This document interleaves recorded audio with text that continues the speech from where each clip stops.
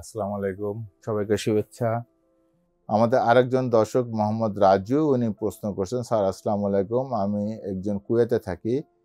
Sir আমি ভারী কাজ করি, পরের দিন মধ্যে 20 থেকে 30 ভারী মাল গাড়ি তুলি, মানে অনেকগুলো ভারী কাজ করতে হয় ওনার।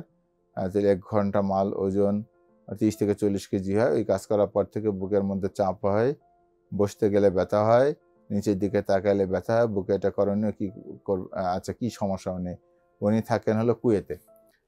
হ্যাঁ, আমাদের কুয়েতি যে দর্শক আছে রাজু সাহেব, আপনাকে অসংখ্য ধন্যবাদ আপনার কষ্ট আমাদের সাথে শেয়ার করার জন্য। আপনার বয়স উল্লেখ করা নেই বা আপনার অন্যান্য রিস্ক ফ্যাক্টর যেগুলো হার্টের হয় বা যেসব রোগের কারণে হার্টের রোগ তৈরি হয়, যেমন ডায়াবেটিস, উচ্চ রক্তচাপ, রক্তে কোলেস্টেরলের মাত্রা বাড়তি, ওজন বেশি, এই ধূমপান করেন কিনা, এগুলো যদি থেকে থাকে তাহলে আপনার যেতে হার্টের সমস্যা হওয়ার সম্ভাবনা বেশি। আপনি যে সমস্যার কথা বলতেছেন এটা দুইভাবে হতে পারে।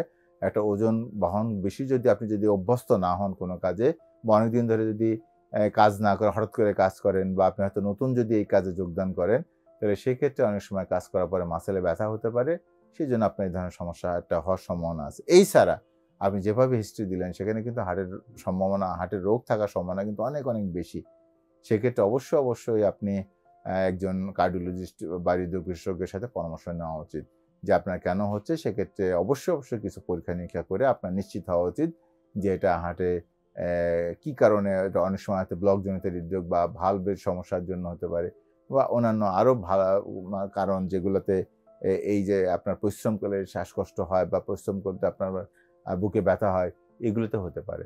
এইজন্য আপনি মনে হয় হৃদরোগ বিশেষজ্ঞের পরামর্শ নেন এবং নিলে আপনার আশা করি রোগ নির্ণয় হয়, ওষুধ খেলে আপনি ভালো থাকবেন বা ইভেন ওষুধের বাইরেও আপনার অন্য কিছু লাগবে কিনা সেই বিষয়েও আপনি আসলে ধারণা পাবেন।